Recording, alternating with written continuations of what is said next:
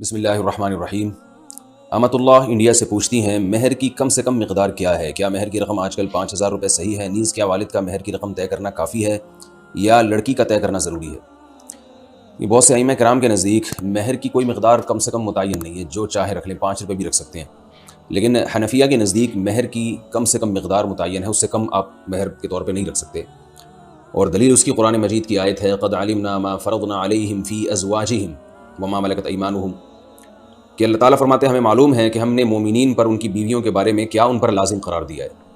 آگے ارشاد فرمائی لکی لا یکون علیک حرج، تاکہ اے نبی آپ پر حرج نہ ہو، یعنی اللہ تعالیٰ نے نبی کو تو آسانی دی ہے کہ وامرأۃ مؤمنۃ ان وہبت نفسہا لنبیہ، کہ کوئی بھی عورت بغیر مہر کے آپ صلی اللہ علیہ وسلم سے نکاح کرنا چاہے تو کر سکتی ہے، لیکن یہ عامۃ المومنین کے لیے اس کی اجازت نہیں ہے۔ تو اس سے پتہ چلتا ہے کہ عامۃ المومنین کو مہر کی کچھ نہ کچھ مقدار دینی پڑے گی۔ اب مال کی کچھ مقدار ایسی ہوتی ہے جو نہ ہونے کے برابر ہوتی ہے، جیسے یہ کوئی بھی 1 روپیہ اٹھا کے دے دے، آج کسی کو 2 روپے دے دے، تو یہ جو قرآن مجید کی آیت ہے ما فرضنا علیہم، کہ ہم نے جو کچھ ان پر فرض کیا ہے مہر کے معاملے میں ہمیں معلوم ہے، اس سے معلوم ہوتا ہے کچھ نہ کچھ مقدار بہرحال فرض ہے، لیکن قرآن و سنت نے اس کو واضح طور پر بیان نہیں کیا۔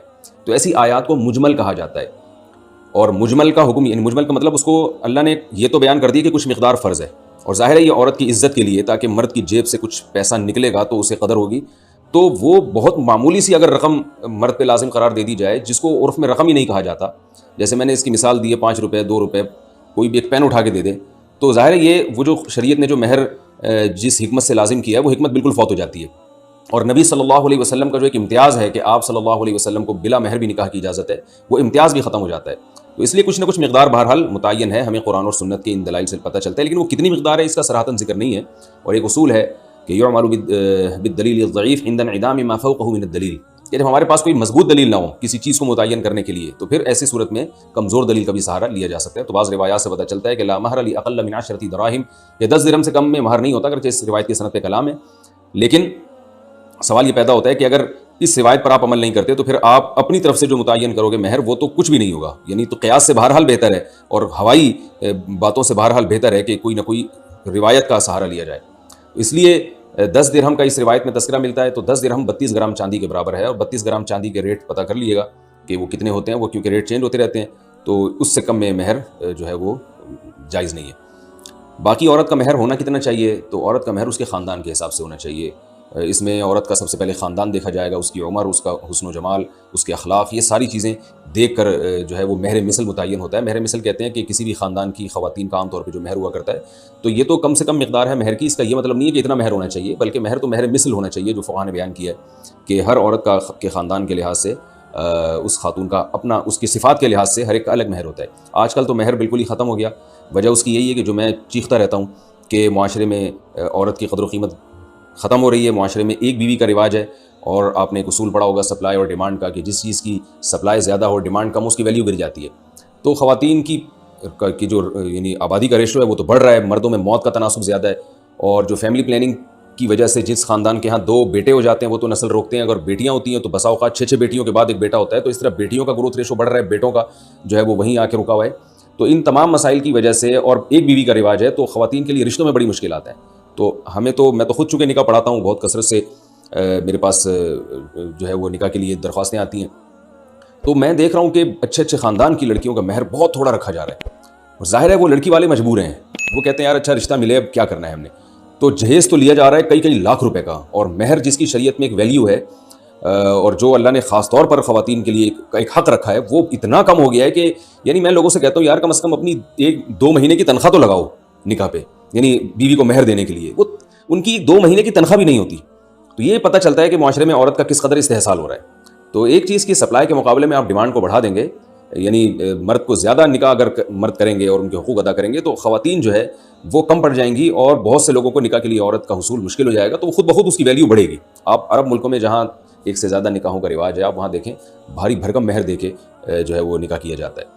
تو وہ بھی غلط ہے کہ بہت زیادہ مہر کا مطالبہ کرنا جس سے نکاح کے رواج میں کمی ہونا شروع ہو جائے، یہ بھی غلط ہے، لیکن یہ بھی ٹھیک نہیں ہے جو آج کل معاشرے میں ہو رہا ہے، 5-5 10 ہزار روپے مہر رکھا جا رہا ہے، اور جو ہے وہ جبکہ مرد کی تنخواہ اچھی خاصی ہوتی ہے، تو ایسے ہی جیسے ایک یعنی، اور پھر مہر کا ایک بڑا مقصد یہ بھی ہوتا ہے کہ مرد کے لیے طلاق دینا آسان نہ ہو. اب آپ بتائیں 10,000 15,000 روپے مہر رکھا تو اس کے لیے چھوڑنا تو بہت آسان بات ہے. جب مہر زیادہ ہوتا ہے تو مرد کے لیے چھوڑنا بھی مشکل ہوتا ہے، کیونکہ طلاق کی صورت میں بہرحال مہر وہ تو اس کی ادائیگی لازم ہو جاتی ہے فوراً. ویسے تو مہر کی ادائیگی پہلے بھی لازم ہے، لیکن طلاق کے بعد تو فوراً اس کی ادائیگی ضروری ہو جاتی ہے. تو اس لیے اس جو ہے ہمارے معاشرے میں جو یہ رواج ہے نا، اس کو ختم کرنا چاہیے. باقی انہوں نے پوچھا ہے کہ والد کا مہر کی رقم طے کرنا کافی ہے یا لڑکی کا طے کرنا ضروری ہے. تو مہر کیونکہ عورت کا حق ہے تو اصل میں تو عورت ہی کی رضا دیکھی جائے گی، لیکن عام طور پر لڑکی کے جو والد ہیں وہ طے کر لیتے ہیں، اور بیٹیاں اس پہ خوش ہوتی ہیں کیونکہ والد پر اعتماد ہوتا ہے کہ انہوں نے ہمارے مفاد میں ہی سوچا ہوگا. تو اس لیے باپ بھی طے کر لے اور لڑکی اس پہ راضی ہو تو بھی ٹھیک ہے. ڈرائی کلین سے کپڑے پاک یہ ہو گیا تھا. گوشت پکاتے وقت ہڈی سے خون نکلنا، یہ مسز وقاص لاہور سے پوچھتی ہیں. جب ہم گوشت پکا رہے ہوتے ہیں تو کبھی ہڈیوں سے خون نکلنے لگتا ہے اور وہ خون ہانڈی کے اندر ہی چلا جاتا ہے، کیا اس سے کھانے کے حلال حرام ہونے میں کوئی فرق پڑتا ہے یا نہیں؟ دیکھیے قرآن مجید نے جو خون کو نجس قرار دیا تو دم مسفوح کو او دم مسفوحا او فسقا اہل لغیر اللہ بھی، کہ وہ خون جو بہتا ہوا ہو.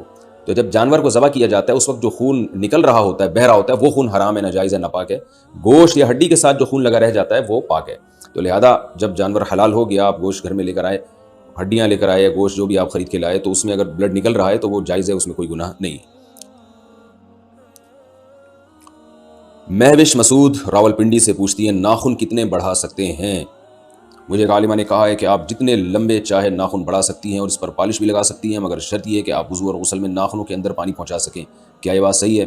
بالکل بھی صحیح نہیں ہے. جیسے کہتے ہیں نا کہ نیم حکیم خطرہ جان تو نیم عالمہ خطرہ ایمان والی بات ہے. یہ رسول اللہ صلی اللہ علیہ وسلم نے صحیح حدیث میں ناخنوں کو اور جو غیر ضروری بال ہیں ان کو کاٹنے کا حکم دیا ہے، اور یہ تغییر خلق اللہ بھی ہے. قرآن مجید میں اللہ تعالیٰ کا حکم ہے، اللہ تعالیٰ کا ارشاد ہے کہ شیطان نے قسم اٹھائی تھی اللہ کے سامنے کہ اے اللہ کہ میں ان کو تیری تخلیق سے دور کر دوں گا، فَلَا يُغَيِّرُنَّ خَلْقَ اللَّهِ، یہ تیری بنائی ہوئی تخلیق کو تبدیل کریں گے. تو انسان کی جو اللہ نے نیچر بنائی ہے وہ ناخنوں کو کاٹنا اور غیر ضروری بالوں کو چھوٹا کرنا. رسول اللہ صلی اللہ علیہ وسلم نے ارشاد فرمایا 10 چیزیں پیغمبروں کی فطرت ہیں، پیغمبروں کی سنت ہیں. اور ایک حدیث میں یہ بھی آتا ہے کہ یہ خصال فطرت میں سے ہیں، یعنی نیچر میں سے ہیں. تو یہ انسان کی نیچر اللہ نے بنائی. ان 10 چیزوں میں آپ صلی اللہ علیہ وسلم نے داڑھی بڑھانے کو، مونچھیں گھٹانے کو، اور بغلوں کے بال نوچنے کو، اور زیر ناف بال صاف کرنے کو، اور اسی طرح آپ صلی اللہ علیہ وسلم نے ناخنوں کے کاٹنے کو بھی فطرت قرار دیا. تو یہ انسان کی نیچر ہے کہ وہ ناخن نہیں بڑھاتا، اور ورنہ یہ درندگی ہے. تو آپ پر فرض ہے، لازم ہے کہ آپ ناخنوں کو چھوٹا رکھیں. یہ جو آج کل خواتین میں ناخن بڑھانے کا فیشن چل پڑا، یہ بالکل حرام ہے، ناجائز ہے.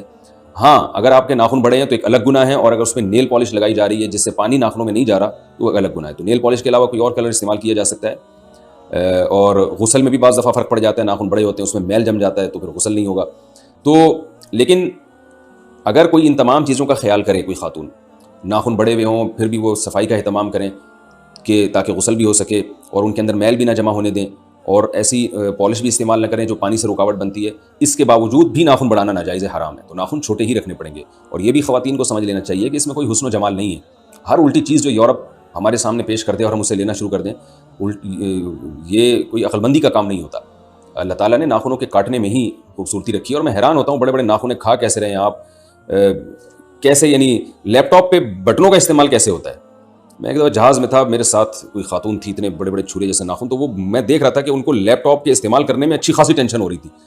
تو یہ بھی اپنے آپ کو ایک عذاب میں ڈالا ہوا ہے کہ نہ آپ لیپ ٹاپ پہ کی پیڈ کے بٹن دبا سکتے ہیں، نہ آپ کھانا جب آپ کھائیں گے تو آپ کے ناخن اس میں جو چھروں کی طرح جو ناخن ہے وہ ڈوب رہے ہیں، اور چلتے پھرتے وہ ناخن لگ جاتے ہیں. تو یہ کیوں اپنے آپ کو اتنی مصیبت میں ڈالا ہوا ہے؟ ایسا کیا فیشن ہے یہ؟ تو ناجائز ہے، حرام ہے. اور کچھ گناہ ایسے ہوتے ہیں جو چپکے ہوئے ہوتے ہیں انسان کے ساتھ. بعض دفعہ انسان کوئی گناہ کرتا ہے، توبہ کر لیتا ہے، وہ گناہ ختم ہو جاتا ہے، یعنی سچی توبہ کرتا ہے. لیکن یہ گناہ ایسا ہے، داڑھی کاٹنے کا گناہ یا ناخن بڑھانے کا گناہ، یہ گناہ تو 24 گھنٹے آپ کے ساتھ چپکا ہوا ہے. تو اس سے اجتناب بہرحال ضروری ہے. لائف انشورنس اور ہیلتھ انشورنس کا حکم. مصطفیٰ شاہد کراچی سے پوچھتے ہیں میں سیکیورٹی کمپنی میں مینیجر کے طور پر کام کرتا ہوں. میرا کام سیکیورٹی گارڈ کو مینیج کرنا ہے. ہمیں انہیں لائف انشورنس اور ہیلتھ انشورنس دینی ہوتی ہے. کمپنی والے کہتے ہیں کہ آپ بھی اپنا ڈیٹا دیں تاکہ آپ کی بھی یہ دونوں انشورنس کر سکیں. اس بارے میں رہنمائی فرمائیں. بھائی اسلام میں لائف انشورنس اور ہیلتھ انشورنس دونوں ناجائز، دونوں حرام ہیں، اور یہ اصل میں غرر ہے. رسول اللہ صلی اللہ علیہ وسلم نے کوئی بھی ایسا معاملہ جس میں غرر ہو اس کی اجازت نہیں دی. بعض دفعہ اس میں قمار یعنی جوا بھی ہوتا ہے، بعض دفعہ اس میں سود بھی ہوتا ہے. یہ رقم داؤ پہ لگائی جاتی ہے کہ اگر فلاں کا انتقال ہو گیا تو آپ کو رقم مل جائے گی، نہیں ہوا تو رقم بعض دفعہ ڈوب جائے گی، اور بعض دفعہ رقم اصل مل جاتی ہے وہ ڈوبنے کا چانس نہیں ہوتا، لیکن اضافی رقم مشروط ہوتی ہے کسی کی موت کے ساتھ یا کسی کے حادثے کے ساتھ. تو کبھی بھی کسی کے حادثے یا موت کے ساتھ جب آپ کا پروفٹ مشروط ہوگا تو یہ غرر کی ایک صورت ہے. غرر کا مطلب غیر یقینی. تو کاروباری معاملات میں اور جو بھی بزنس ہو اس میں شریعت نے حکم دیا ہے کہ حوادث اور حادثات کے ساتھ آپ کا پروفٹ مشروط نہیں ہونا چاہیے. اس وجہ سے یہ ناجائز اور حرام ہے. اس کے جتنے بھی دلائل دیے جائیں کہ اس میں لوگوں کو فائدہ ہوتا ہے، تو رسول اللہ صلی اللہ علیہ وسلم کے دور میں جو قمار تھا اس میں تو غریبوں کو بہت زیادہ فائدہ ہوا کرتا تھا. عرب یہ کرتے تھے کہ جوا جو جیتتا تھا اور اس کے نام جب رقم نکلتی تھی تو وہ ساری رقم غریبوں میں بانٹ دیا کرتا تھا. اور جوا کھیلا اس لیے جاتا تھا اس دور میں کہ غریب کو خرچ کرنے کے لیے پیسے کسی کے پاس نہیں ہے، تو وہ جوئے میں پیسے جیت کے غریبوں کو کھلا کے فخر کرتا تھا کہ دیکھو میں نے غریبوں کو کھلایا.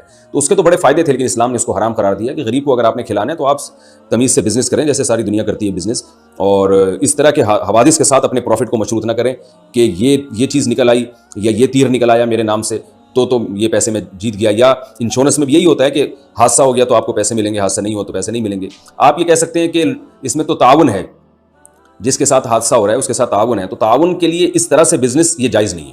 تعاون کا طریقہ یہ ہونا چاہیے کہ بہت سے لوگ ایک کمیونٹی بنائیں اور اس کمیونٹی میں پیسے جمع کروائیں، جس کو ضرورت پڑتی ہے اس کے ساتھ ان پیسوں سے تعاون کیا جائے، جیسے بہت ساری کمیونٹی نے بنائے ہوئے ہیں. یہ تو انشورنس تو ایک باقاعدہ بزنس ہے.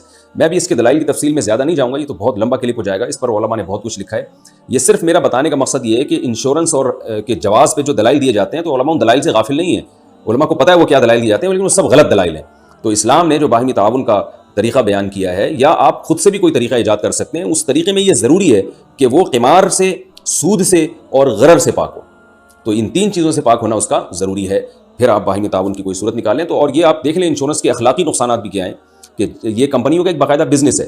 اس کے اخلاقی نقصانات یہ ہیں کہ لائف انشورنس میں خاص طور پر کمپنیاں، یعنی اس میں تعاون کا تو کوئی صورت بنتی نہیں ہے. جس آدمی کی صحت اچھی ہوگی کمپنی اس کو عام طور پر لائف انشورنس دیتی ہے، بیمہ پالیسی اسی کو دی جاتی ہے.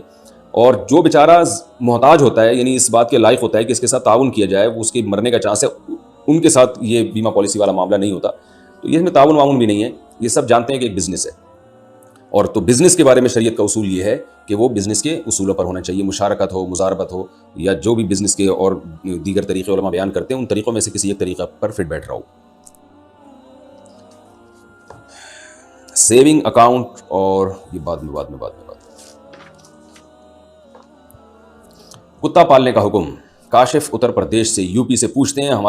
میرا اخپل وطن بھی یو پی ہے، ویسے تو پاکستان ہے لیکن والدین ہمارے وہیں سے آئے تھے. کیا کتا پالنا صغیرہ گناہ ہے یا کبیرہ گناہ؟ کیا کتا پالنے پر آدمی جہنم کا مستحق ہو جاتا ہے؟ رسول اللہ صلی اللہ علیہ وسلم نے ارشاد فرمایا جس نے کتا پالا روزانہ ایک قرات اس کا اجر کم ہوتا ہے، یعنی ایک قرات پہاڑ کے برابر ہوتا ہے. بہت تیزی سے اس کی نیکیاں ختم ہو رہی ہوتی ہیں. البتہ ضرورت کے لیے نبی صلی اللہ علیہ وسلم نے کتا پالنے کی اجازت دی ہے. شکار کے لیے آپ پال سکتے ہیں یا گھر میں حفاظت کے لیے آپ پال سکتے ہیں، بلا وجہ کتا آپ نہیں پال سکتے. ایک بڑے عالم کا واقعہ میں اکثر بیان میں سناتا ہوں. وہ کہتے ہیں میں ایئرپورٹ پہ تھا تو کتا تھا، تو میں نے تھوڑا سا اس کو پیچھے کیا تو ایک انگریز نے مجھے تانا دیا. گوئے تو آپ کو پتہ ہے کتے لے کے گھر میں بھی چلے جاتے ہیں، کتے ان کے بستروں پہ ان کے ساتھ سو جاتے ہیں. تو کہتے ہیں وہ انگریز نے ان عالم پر اعتراض کیا کہ اتنا پیارا جانور ہے اور آپ اس کو پرے کر رہے ہیں اور نفرت کرتے ہیں. تو انہوں نے کہا کہ بھائی ہم کتے سے نفرت نہیں کرتے، نفرت کسی جانور سے نہیں کرتے، لیکن ہم اتنی محبت بھی نہیں کرتے کہ اس کو فیملی ممبر بنا لیں. گھروں میں ہمارے بچے ہمارے ساتھ رہتے ہیں، ان کے ہاں تو اولادیں ہی نہیں ہو رہی، نسلیں ہی ختم ہو رہی ہیں، تو وہ پھر کتے اور بلی پال کے دل بہلاتے ہیں. تو ٹھیک ہے کتا بہت پیارا جانور ہے، بڑی محبت کرتا ہے، لیکن پہلے انسان ہے. تو بچوں کو پالیں اپنے گھروں میں، نسل مت روکیں اپنی. اور میں نے اب آپ یوٹیوب پہ ویڈیوز دیکھ سکتے ہیں، بندر پالے میں بہت سے گوروں نے. تو آپ اندازہ لگاؤ کہ کیا ہو گیا ہے کہ بچہ پالتے ہوئے تکلیف ہو رہی ہے اور بندروں کو، بلیوں کو پالا جا رہا ہے. ٹینشن تو بلیوں اور بندروں میں بھی ہوتی ہے پالنے میں. تو اور یہ بچہ تو مستقبل میں آپ کے بہت کام آئے گا اور یہ آپ کا والی وارث بنے گا. تو انسانوں کو پالنے پر زیادہ فوکس کیا کریں. اپنے بچے نہیں ہیں، عیدی سینٹر سے بچے اٹھا کے لے آئیں، غریبوں کے بچے، ان کو پال لیا کریں. وہ غریب جو نالائق ہوتے ہیں اپنے بچوں کو پھینک کے چلے جاتے ہیں، تو ان غریبوں کی بات کر رہا ہوں. ورنہ بہت سارے غربا بھی اپنے بچوں کو پالتے ہیں. ہمیشہ سے امیر لوگ بھی پالتے رہے ہیں، غریب بھی پالتے رہے ہیں. یہ تو اب ایک ٹینشن لوگوں نے کھڑی کر دی ہے. تو بہرحال اولادوں کو پالیں آپ. رسول اللہ صلی اللہ علیہ وسلم نے بلا ضرورت کتا پالنے کو ناجائز قرار دیا، اور یہ بھی فرمایا کہ اس میں فرشتے نہیں آتے رحمت کے. کتا اور تصویر جس گھر میں ہوگی. کیا گھر میں نیٹ لگوانے سے گناہ ہوگا؟ نفیس احمد ہری پور سے پوچھتے ہیں ایک آدمی گھر میں نیٹ لگواتا ہے اور گھر کے دوسرے لوگ بھی وائی فائی کے ذریعے نیٹ استعمال کرتے ہیں، اگر وہ نیٹ کا غلط استعمال کریں تو کیا اس کا گناہ نیٹ لگوانے والے کو دیا جائے گا؟ بھائی اگر آپ کے گھر میں نیٹ کا صحیح استعمال بھی ہے اور ضرورت ہے تو آپ نیٹ لگوا سکتے ہیں. اگر کوئی غلط استعمال کرتا ہے تو وہ گناہگار ہوگا. آپ اعلان کر دیں گھر میں، بلکہ نگرانی کا انتظام کریں تو اور اچھا ہے کہ بھائی یہ میں نے نیٹ جو لگوایا غلط چیز کے لیے نہیں لگوایا، برائی کے لیے نہیں لگوایا. تو انشاءاللہ پھر اگر کوئی نیٹ کا غلط استعمال کرتا بھی ہے تو آپ کو گناہ نہیں ہوگا. لیکن اگر نیٹ کی گھر میں ضرورت ہی نہیں ہے, وائی فائی گھر والے استعمال کر رہے ہیں اور کوئی ضرورت نہیں ہے, بعض دفعہ پتہ ہوتا ہے کہ ان کا برائی کے علاوہ اور کسی مفید کام میں استعمال نہیں کریں گے, تو اگر آپ کو یقین ہو کہ یہ جو ہے ہمارے گھر میں کوئی مفید استعمال نہیں ہے اس کا, پھر آپ کے لیے یہ جائز نہیں ہے. عام طور پر تو بہت سارے نیٹ کے مفید استعمال بھی ہوتے ہیں, تو وہمی نہ بنے اس میں. لیکن یہ کہ بچے اگر خراب ہو رہے ہیں اور وہ آپ دیکھ رہے ہیں ان کو, یا گھر والے خراب ہو رہے ہیں اور وہ فائدے کے کاموں کے بجائے بری چیزوں میں زیادہ استعمال کر رہے ہیں, تو آپ کو پھر بند کر دینا چاہیے نیٹ. سنت یا نفل توڑنے پر قضا کا حکم. جاسم نور جلالی پشاور سے پوچھتے ہیں, تو پشاور سے بھی اوپر سے جلالی بھی ہیں ماشاءاللہ بھائی, تو ڈبل جلال ہے. کہتے ہیں کہ اگر کوئی سنت یا نفل کی نیت کرے اور جماعت کھڑی ہو جائے اور وہ پہلی رکعت میں ہی سلام پھیر کر نماز میں شریک ہو جائے, تو کیا اس پر سنت یا نفل کی قضا ہوگی یا نہیں ہوگی؟ دیکھیے, سنت یا نفل نماز شروع میں تو واجب نہیں ہوتی, لیکن جب آپ شروع کر لیں تو پھر اس کی تکمیل لازم ہے. پھر اگر آپ درمیان میں توڑیں گے کسی بھی عذر سے, تو بعد میں اس کو پڑھنا پڑے گا. یعنی نفل نماز یا کوئی بھی نفل عبادت شروع میں تو لازم نہیں ہوتی, لیکن جب آپ نے شروع کر لی, کوئی بھی عبادت نہیں یعنی نفل نماز, جب آپ نے شروع کر لی تو اس کی تکمیل آپ پر واجب ہو جائے گی, کیونکہ یہ بھی ایک قسم کی نظر ہے, منت ہے. منت زبان سے بھی ہوتی ہے, عمل سے بھی ہوتی ہے. قرآن مجید میں اللہ کا ارشاد ہے, وَأَتِمُّ الْحَجَّ وَالْعُمْرَةَ لِلَّهِ, حج اور عمرے کو اللہ کے لیے مکمل کرو. تو دیکھیں, حج تو چلیں پہلے سے فرض ہے, لیکن عمرہ تو فرض نہیں ہے. لیکن آپ نہیں کرتے عمرہ, کوئی حرج نہیں ہے, لیکن جب آپ نے شروع کر لیا تو اللہ کہتے ہیں پھر اس کی تکمیل تمہیں کرنی پڑے گی. اسی طرح قرآن میں دوسری جگہ آتا ہے, لَا تُبْطِلُوا أَعْمَالَكُمْ, ایمان والو اپنے عمل کو ضائع مت کرو. تو عمل آپ نے شروع ہی نہیں کیا تو کوئی بات نہیں ہے, لیکن جب آپ نے شروع کر لیا تو اس کو ضائع کرنے کی اجازت نہیں ہے. اسی وجہ سے ہم یہ کہتے ہیں کہ اگر کسی نے نفل روزہ نہیں رکھا تو کوئی گناہ نہیں ہے, لیکن رکھ کے اگر اس نے توڑ دیا تو اب اس کی قضا کرنا واجب ہو جائے گا, اسی دلائل کی وجہ سے کہ قرآن میں اللہ نے عمل کو ضائع کرنے سے منع کیا ہے. ایک عمل جب شروع کر لیا تو اس کی تکمیل آپ پر لازم ہے, اگر آپ تکمیل نہیں کریں گے تو دوبارہ سے اس کو کرنا پڑے گا آپ کو. کیا والدین کی قبر پر جنازہ پڑھ سکتے ہیں؟ مطیع اللہ ممبئی سے پوچھتے ہیں, کسی کے والدین کا انتقال ہو جائے اور وہ جنازے میں نہ پہنچ سکے تو کیا 1-2 دن کے بعد والدین کی قبر پر جا کر نماز جنازہ پڑھ سکتا ہے؟ دیکھیے, رسول اللہ صلی اللہ علیہ وسلم سے جنازے میں تکرار ثابت نہیں ہے, نہ ہی صحابہ کرام سے. ایک ہی دفعہ میت کا جنازہ ہوتا تھا, اس کے بعد دوبارہ نہیں ہوتا تھا. اسی وجہ سے فقہاء نے بیان کیا کہ میت کی نماز جنازہ میں تکرار جائز نہیں ہے, اس کو دوبارہ پڑھنا جائز نہیں ہے, ایک دفعہ ہوگی. البتہ ایک صورت کو مستثنیٰ کیا ہے کہ میت کا جو ولی ہے, جو بھی اس کا سب سے قریبی ہے, تو اس کی اجازت کے بغیر اگر کس نے اس کی پرمیشن کے بغیر نماز جنازہ پڑھا دی تو پھر وہ دوبارہ پڑھا سکتا ہے. لیکن یہ جو صورتحال آج کل ہوتی ہے کہ باہر ہیں اور دو دن کے بعد جنازے میں پہنچ رہے ہوتے ہیں, تو ظاہر جنازے میں اتنی تاخیر تو جائز ہی نہیں ہے, تو ولی کو روکنے کی یہاں اجازت ہی نہیں ہے کہ وہ 2 دن تک اپنے لیے جنازہ رکوا دے. تو ایسی صورت میں اگر کوئی بعد میں پہنچا ہے تو وہ قبر پہ جنازہ نہیں پڑھ سکتا. حلال حرام مخلوط مال سے خریدے گئے گھر کا حکم. عبداللہ صاحب پوچھتے ہیں, بھائی جگہ کا بھی لکھا کریں, عبداللہ کراچی سے پوچھ رہے ہیں یا مریخ سے پوچھ رہے ہیں, کوئی وجہ یعنی لوکیشن بھی ہونی چاہیے. تو انہوں نے پوچھا ہے کہ مخلوط مال یعنی کسی نے حلال و حرام پیسے مکس کر کے اس سے گھر خریدا. تقریباً 20 سال پہلے میری امی نے ایک زمین خریدی تھی جس کی قیمت 60,000 روپے تھی, اس میں سے 45,000 حلال کے تھے, باقی سود کے تھے. اب اس زمین کی قیمت 16 لاکھ روپے ہے. اگر ہم اس زمین کو بیچ دیں تو ان 16 لاکھ میں کتنے پیسے حلال ہوں گے اور کتنے حرام ہوں گے؟ صرف 15,000 صدقہ کرنے ہوں گے یا اس وقت کے حساب سے صدقہ کرنے ہوں گے؟ دیکھیے, یہ جو آپ نے کہا کہ ان میں 45,000 حلال کے تھے اور 15,000 سود کے تھے, تو پہلے تو اس کو متعین کریں, سود کے ہونے کا مطلب آپ کیا سمجھ رہے ہیں؟ یا تو یہ صورت ہوگی کہ آپ نے بینک سے قرضہ لیا ہوگا, یعنی آپ کی والدہ نے 16,000 روپے قرضہ لے کے 45,000 میں مرج کر کے پلاٹ خریدا. تو جب آپ بینک سے قرضہ لیتے ہیں, یہ قرضہ لینے کا عمل تو حرام ہے کیونکہ سودی قرضہ لینا حرام ہے, گناہ ہے, لیکن وہ رقم حرام نہیں ہوتی. تو اس کو یہ نہیں کہا جائے گا کہ حلال اور حرام رقم ملا کے پلاٹ خریدا ہے یا مکان خریدا ہے, یہ نہیں کہا جائے گا, بلکہ یہی کہا جائے گا حلال پیسوں سے خریدا ہے, لیکن بینک سے جو ایگریمنٹ کیا ہے وہ حرام کیا ہے. سود لینا بھی گناہ, سود دینا بھی گناہ, سودی ایگریمنٹ کرنا, سود پہ گواہ بننا, یہ سب حرام ناجائز ہے. تو وہ رقم حرام نہیں ہو جاتی, تو اس پلاٹ کو یا اس گھر کو حرام نہیں کہا جائے گا. اور اگر ایسا کیا ہے کہ آپ نے کسی کو یعنی آپ کی والدہ نے بینک میں پیسے رکھوا کے 16,000 روپے سود لیا تھا, یعنی بینک نے سود کی مد میں ان کو جو 16,000 کی رقم دی ہے, تو پھر یہ جو سود کی رقم ہے یہ یقیناً حرام ہے. اور یعنی ایک تو ہوتا ہے نا سودی قرضہ لینا, اور ایک ہوتا ہے بینک کو قرضہ دے کے یعنی بینک میں ڈپازٹ کروا کے اس پہ سود لینا. تو یہ جو حرام رقم وہ ہوگی جو بطور سود کے آپ وصول کریں گے. تو اس حرام رقم سے اگر والدہ نے پلاٹ خریدا ہے تو پھر اس میں 45,000 اور 15,000 میں جو ریشو ہے, اس ریشو کے حساب سے آپ نے کی والدہ نے جو پلاٹ خریدا وہ اس میں وہ حرام رقم شامل ہو گئی. جب حرام رقم حلال سے ملا کے کوئی چیز خریدی جاتی ہے تو وہ کیونکہ مکس ہو چکی ہے, تو اس میں شریعت کا حکم یہ ہے کہ اس پلاٹ کی تو آپ کی والدہ مالک بن گئی, اور جتنے % اس میں حرام شامل ہوا ہے اتنے % کی جو قیمت ہے ان کے اوپر صدقہ کرنا واجب ہو گئی. تو اس پلاٹ کی جتنی قیمت بڑھے گی وہ % اسی حساب سے بڑھ جائے گی, یعنی % کے حساب سے رقم کی مقدار اسی حساب سے بڑھ جائے گی, % تو وہی رہے گی. تو آپ کو چاہیے کہ آپ یہ دیکھیں کہ 16,000 میں اور 45,000 میں نسبت کیا ہے، یعنی جو بھی ان دونوں میں فیصدی لحاظ سے، پرسنٹیج کے لحاظ سے جو نسبت ہے اس نسبت کو متعین کریں، اور اب والدہ کو آپ یہ کہیں کہ جو 16,000 اور 45,000 میں جو ریشو ہے، اس ریشو کے حساب سے وہ رقم اپنے اوپر واجب کر لیں کہ میں نے اتنی رقم صدقہ کرنی ہے، تو یہ پلاٹ کا استعمال ان کے لیے جائز ہو جائے گا۔ یعنی اگر یہ پلاٹ ڈبل ہو گیا، یعنی یہ اس پلاٹ کی قیمت ڈبل ہو گئی ہے، تو 16 دونی 32,000 روپے ان کے اوپر صدقہ کرنا واجب ہوگا۔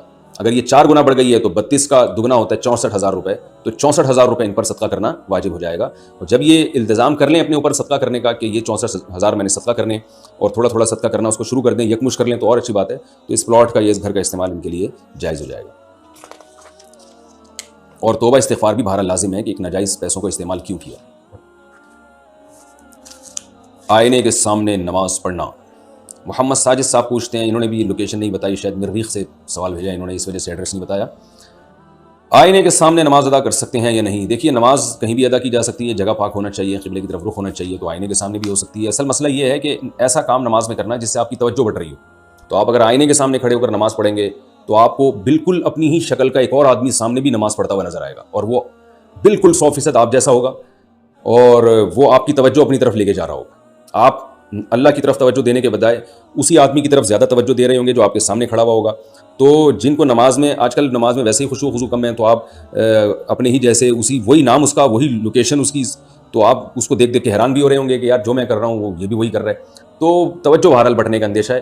تو اس لیے بہتر یہی ہے کہ آئینے کے سامنے نہ کھڑے ہوں۔ بہت ساری جگہیں کھڑے ہونے کے لیے ہیں، لیکن اگر کسی کی توجہ نہیں بڑھتی اور وہ آئینے کے سامنے کھڑے ہو کر بھی اللہ کی طرف متوجہ رہتا ہے، اور وہ یہ سوچ کے صبر کرتا ہے کہ یار یہ بھی میں ہی ہوں، یہ کوئی الگ آدمی نہیں ہے، اور میں نے اپنے آپ کو پہلے کئی دفعہ دیکھا ہوا ہے، تو مجھے بھی نماز کی طرف توجہ کرنی چاہیے، تو اتنا اگر کانفیڈنس ہے اور توجہ اللہ کی طرف رہتی ہے تو پھر آپ آئینے کے سامنے کھڑے ہو کر نماز پڑھ سکتے ہیں۔ تو حاصل یہ ہے کہ کوئی ایسی جگہ نماز پڑھنا جہاں آپ کی توجہ بٹ رہی ہو، جیسے ٹیلی ویژن چل رہا ہے کوئی، اس میں آپ کی توجہ ٹی وی کی طرف جائے گی، تو وہاں بھی نماز پڑھنا ناپسندیدہ ہے۔ تو ہر وہ کام، ہر وہ عمل جو آپ کی نماز میں توجہ ہٹانے کا ذریعہ بنے، اس سے اجتناب کرنا چاہیے۔ کیا بیمار کا جھوٹا کھا سکتے ہیں؟ ارباز خان انڈیا سے۔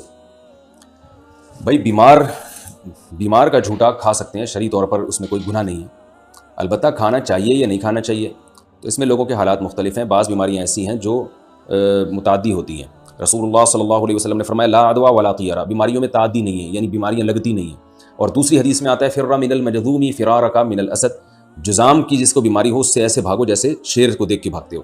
تو ایک حدیث سے میں پتہ چلتا ہے کہ بیماری نہیں لگتی، دوسری حدیث سے آپ نے بیمار سے احتیاط کا حکم دیا۔ تو علماء نے دونوں حدیثوں کو بیان کیا، جمع کیا کہ بیماری نہیں لگتی کا مطلب یہ نہیں کہ نہیں لگتی، بلکہ یہ کہ جو عرب یہ سمجھا کرتے تھے یا جاہلوں میں یہ مشہور ہے کہ بیمار کے ساتھ جب بھی بیٹھیں گے تو لازمی لگے گی، ایسا نہیں ہے، بلکہ یہ اللہ کے ارادے اور مشیت پر ہے۔ اور ہم دیکھتے بھی ہیں کہ جو بیماریاں پھیلتی ہیں ان میں بھی بہت سے لوگ جو بیمار کے ساتھ رہتے ہیں وہ بیمار نہیں ہوتے، اور بہت سے جو بہت دور ہوتے ہیں وہ بیمار ہو جاتے ہیں۔ تو اس میں اللہ کی مشیت کا زیادہ دخل ہے، تو اس میں اعتدال والی رائے اختیار کرنی چاہیے۔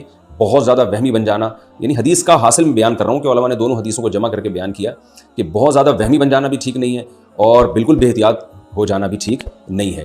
تو اور بیمار کو بھی تھوڑا سا اس میں احتیاط کرنی چاہیے، جیسے کہ رسول اللہ صلی اللہ علیہ وسلم نے ارشاد فرمایا کہ جس علاقے میں طاعون پھیل جائے وہاں مت جاؤ، تو آپ نے احتیاط کا حکم دیا، لیکن وہاں سے بھاگنے کی بھی اجازت نہیں دی آپ نے، جو پہلے سے وہاں موجود ہے وہ بھاگے نہیں وہاں سے۔ تو اعتدال والی راہ اور اللہ پہ توکل والی راہ یہی ہے کہ آپ اس میں اعتدال کی راہ اختیار کریں۔ اور بیمار کے جھوٹے سے اگر بیماری لگنے کا اندیشہ ہے تو جھوٹا پینے کی ضرورت کیا ہے؟ تو یعنی بیمار کے ساتھ ہمیں یہ جو طاعون والی حدیث ہے نا، جس میں آتا ہے کہ اس علاقے میں بھی نہ جاؤ، تو لیکن وہاں ہو تو بھاگو بھی نہیں۔ تو بیمار کے جو اعزاء و اقارب ہیں جو اس کی تیمارداری کے لیے وہاں رہتے ہیں وہ تو رہیں، وہ بھاگے نہیں وہاں سے۔ بلا وجہ جا کے ایسے مریض سے آپ گلے مل رہے ہو اور اس کا جھوٹا پی رہے ہو، یہ نہیں کرنا چاہیے، کیونکہ اس کی ضرورت نہیں ہے۔ تو اپنے آپ کو آزمائش میں ڈالیں بھی نہیں، اور بیمار کو بھی آزمائش میں نہ ڈالیں کہ اس کو چھوڑ کے بھاگ جائیں کہ بھئی یہ کیسا نہ ہو اس کا کوئی جرثومہ مجھے آ کے لگ جائے۔ تو اعتدال کی راہ جو حدیث سے پتہ چلتی ہے وہ یہی ہے کہ جو اس کے قریبی رشتہ دار ہیں بیمار کے، وہ اس کی تیمارداری کریں احتیاط کے ساتھ، اسے چھوڑ کے نہ بھاگیں، لیکن دور دور کے لوگ آ کے بلا وجہ اس کا جھوٹا پینے اور اس کو گلے لگنے کی بھی کوشش نہ کریں۔ اور یہ بھی خوب اچھی طرح سمجھ لیں، جو لگنے والی بیماریاں ہیں، تو چونکہ تھوڑا بہت ہمارا بھی ڈاکٹروں کے ساتھ اٹھنا بیٹھنا ہے، تو جو لگنے والی بیماریاں ہیں نا، ان میں ہر بیماری کے لگنے کا الگ ہی انداز ہوتا ہے۔ بعض بیماریاں بلڈ کے ذریعے لگتی ہیں، اس میں آپ مریض کا جتنا مرضی جھوٹا پئیں آپ کو کوئی نقصان نہیں ہوگا۔ جیسے ہیپاٹائٹس ہے، اس میں مریض کا آپ جھوٹا پئیں، مریض سے گلے لگیں تو مصافحہ کریں، معانقہ کریں، ہیپاٹائٹس نہیں لگے گا۔ لیکن مریض کا بلڈ اگر آپ کے بلڈ سے ٹچ ہو گیا، آپ جیسے وہ استعمال شدہ بلیڈ کے ذریعے لگ جاتی ہے بیماری، کیونکہ بلیڈ میں بھی بلڈ جب وہ یہ جو ہیئر ڈریسر ہے یہ ایک بلیڈ استعمال کرتے ہیں، وہی بلیڈ جب دوسرے مریض پر دوسرے شخص پہ استعمال کریں گے تو اس بلیڈ میں ظاہر ہے کچھ نہ کچھ جرمز چلے جاتے ہیں بلڈ کے ذریعے. تو بعض بیماریاں بلڈ کے ذریعے لگتی ہیں, وہ تھوک کے ذریعے نہیں لگتی. بعض بیماریاں تھوک کے ذریعے لگتی ہیں. تو اس میں ایسا نہ ہو کہ آپ اتنے وہمی بن جائیں کہ کوئی بھی مریض ہے, اچھا ہر بیماری لگتی بھی نہیں ہے, تو کوئی بھی مریض ہے آپ نے اس سے احتیاط کرنا شروع کر دی. ایسا نہیں ہے, یہ تحقیق کر لینی چاہیے ڈاکٹر سے کہ بھائی ہمارے پیشنٹ کو یہ بیماری ہے, تو ڈاکٹر صاحب آپ یہ بتا دیں اس بیماری کے لگنے کا اسٹائل کیا ہے, کس طرح سے لگتی ہے یہ, تو ڈاکٹر آپ کو بتا دیں گے بھائی یہ بلڈ کے ذریعے لگتی ہے. تو پھر خام آپ گھر چھوڑ کے بھاگ رہے ہیں اس کو دیکھ کے, تو یہ غلط ہے.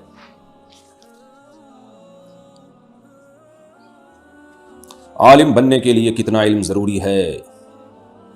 گلفام علی لغاری کراچی سے پوچھتے ہیں عالم کی جو فضیلتیں بیان کی جاتی ہیں اس کے لیے کتنا علم حاصل کرنا ضروری ہے, یعنی ایک آدمی کے پاس کتنا علم ہو تو ان فضیلتوں کا مستحق ہوگا.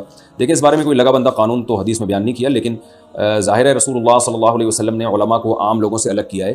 تو اتنا علم جس سے انسان عامی لوگوں سے ممتاز ہو جائے, تو میں سمجھتا ہوں کہ اتنا علم جب کوئی حاصل کرے گا تو وہ ان فضیلتوں کا مستحق ہو جائے گا جو حدیث میں علماء کے بارے میں وارد ہوئی ہے. یعنی اتنا علم ہو کہ عام آدمی سے وہ ممتاز ہو جائے. اور عام آدمی سے ممتاز ہونے کے لیے کتنا علم چاہیے؟ اتنا علم چاہیے کہ وہ ضروری مسائل میں لوگوں کو گائیڈ کر سکے, روزمرہ کے مسائل میں, ضروری مسائل میں لوگوں کی رہنمائی کا قرآن و سنت کی روشنی میں ذریعہ بن سکے. تو اتنا علم اگر کوئی شخص حاصل کر لیتا ہے تو ہم سمجھتے ہیں کہ انشاءاللہ وہ علماء کی فہرست میں داخل ہو جائے گا. لیکن یہ خوب اچھی طرح سمجھ لیں, قرآن مجید میں صرف ظاہری علم کی فضیلت نہیں ہے, انما یخشی اللہ من عبادہ العلماء. قرآن کہتے ہیں اللہ سے حقیقی معنی میں علماء ڈرتے ہیں. تو اس لیے ہم نے علماء ہی سے سنا ہے کہ جو عالم باعمل نہ ہو وہ علم کے باوجود بھی علماء کی فہرست میں داخل نہیں ہوتا. تو باعمل ہونا بھی ضروری ہے.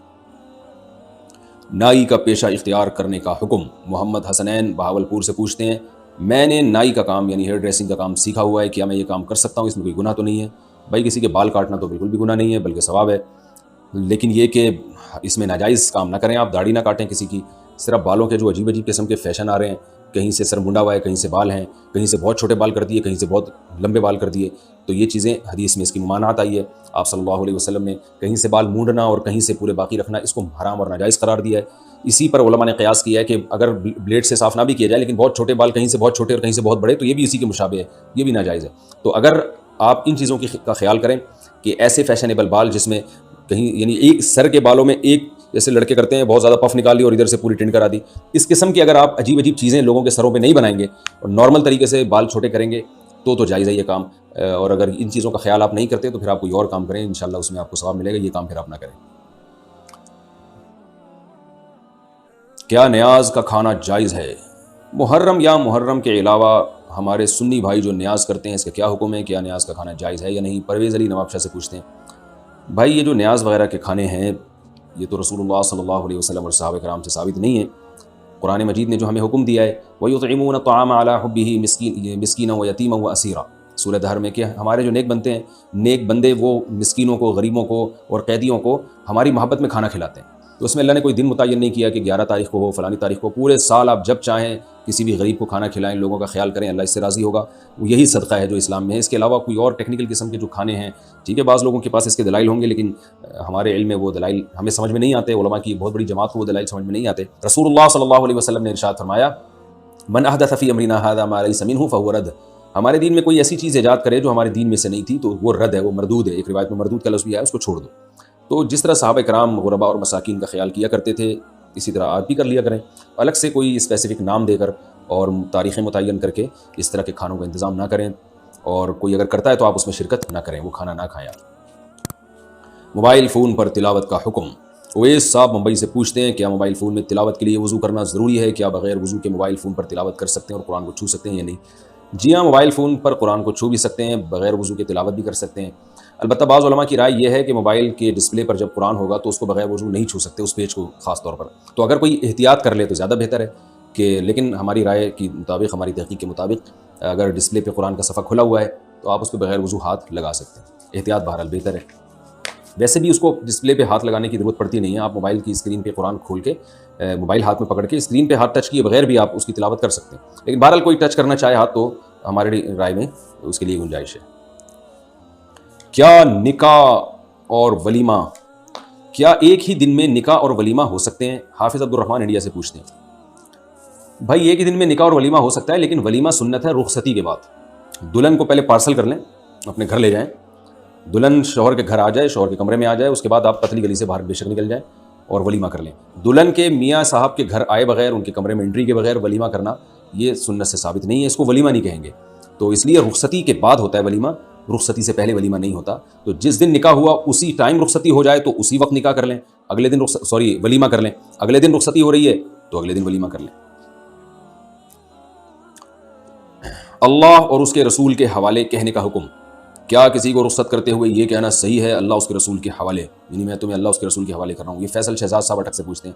بھائی ایسا کہنا ٹھیک نہیں ہے، اللہ کے حوالے کیا جائے گا. رسول صلی اللہ علیہ وسلم کے حوالے یہ کہنا کہ میں تمہیں رسول کے حوالے کر رہا ہوں، اس میں شرک کی بو ہے.